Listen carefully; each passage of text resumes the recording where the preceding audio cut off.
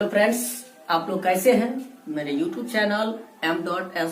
Study centre मेघना DVG में आप लोगों का स्वागत है। Good morning. आप लोग अच्छे ही होंगे। चलिए आज हम लोग बातचीत करेंगे क्लास 10वीं का त्रिकोणमितीय कुछ अनुप्रयोग प्रश्नावली 9.1 और प्रश्न संख्या 2। आज हम लोग प्रश्न संख्या 2 से समझेंगे। इससे पिछले क्लास में 1 समझे थे, 2। चलिए, बोला कि आंधी आने से एक पेड़ टूट जाता है और टूटा हुआ भाग इस तरह मुड़ जाता है कि पेड़ का शिखर जमीन को छूने लगता है और इसके साथ 30 डिग्री का कोण बनाता है। पेड़ के पाद बिंदु की दूरी जहां पेड़ का शिखर जमीन को छूता है 8 मीटर है। पेड़ की ऊंचाई ज्ञात कीजिए। सबसे पहले होता है कि कभी कभी आंधी जो आता है तो बहुत ज्यादा तेज में आंधी आता है। तो एक लंबा सा पेड़ है, कह रहा है कि आंधी आने से एक पेड़ टूट जाता है। तो सबसे पहले हम लोग एक पेड़ पालेंगे।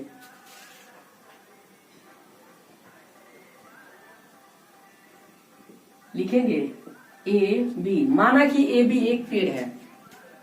माना कि ए बी एक पेड़ है। उसके बाद बोल रहा है कि पेड़ ए बी जो है यह टूट जाता है।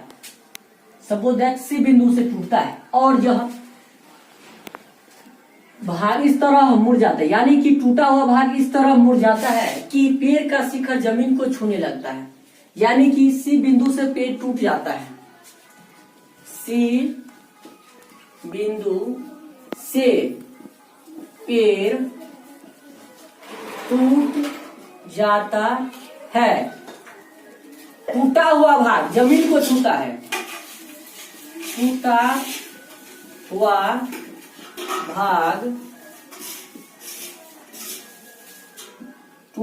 भाग जमीन को छूता है। अब यहां से टूटा या जमीन को छूता है डी बिंदु, यानी कि माना कि बीडी एक जमीन है। यानी कि माना कि बीडी एक जमीन है। माना कि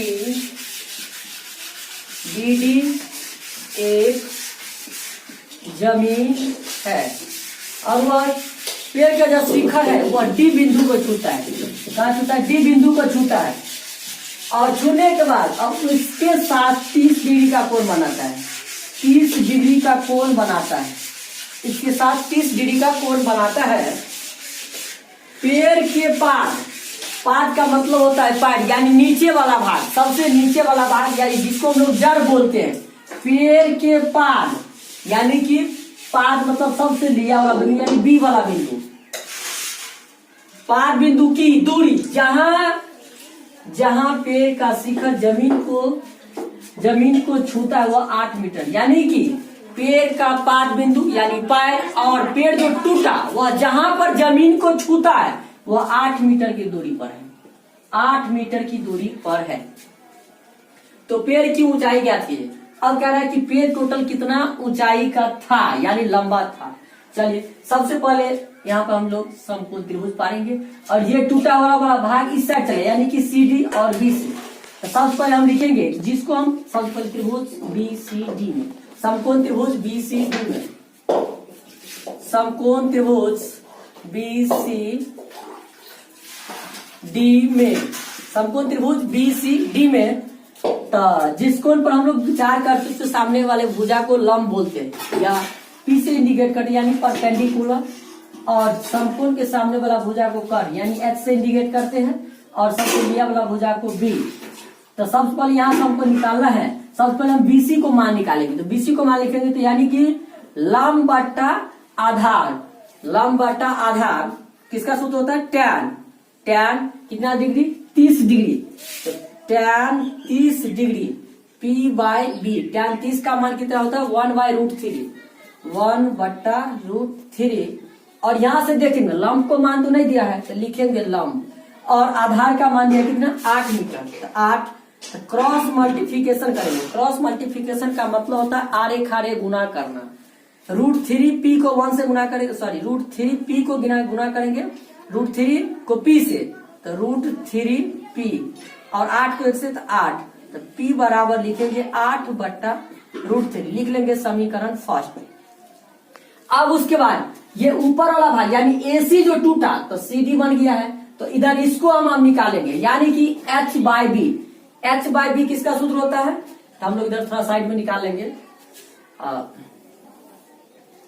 लिखेंगे यहां सबसे पहले फिर से लिखेंगे समकोण त्रिभुज BCD में यानी कि h/b यानी कि सेक कितना है, 30 डिग्री। 30 डिग्री बराबर क्या होता है, सेक में h/b सेक 30 का मान कितना होता है, यानी कि 2/√3 और सॉरी h/b होगा, h/b। तो h का मान यहाँ से h माने है तो h से लिखेंगे, उसके बाद b का मान यहाँ दिया हुआ है 8, उसके बाद हम लोग आरे खारे गुणा करेंगे, तो √3 को ऐसे बनाते √3h बराबर 8 दूना 16, तो h बराबर कितना हो 16/√3। अब यहां से हमको देखना है ये निकला किसका मान, CD का, और ये हुआ BC का मान, यहां से हम लोग लिख लेंगे यानी कि BC बराबर हो गया और ये हो गया आपको CD बराबर। मान किसका निकालना है, AB का, तो लिखेंगे AB बराबर की लिखेंगे BC प्लस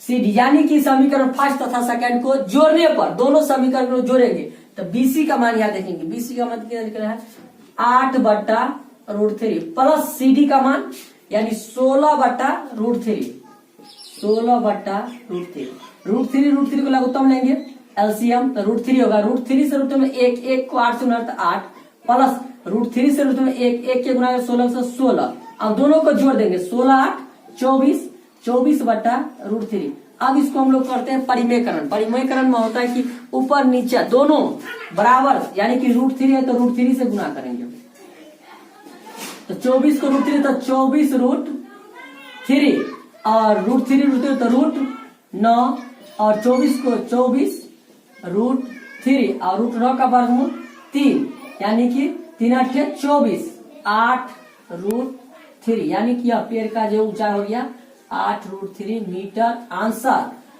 चलिए आप लोग का यह वीडियो कैसा लगा, सब्सक्राइब लाइक एवं कमेंट जरूर करें, आप लोग बहुत अच्छे होंगे। चलिए थैंक यू।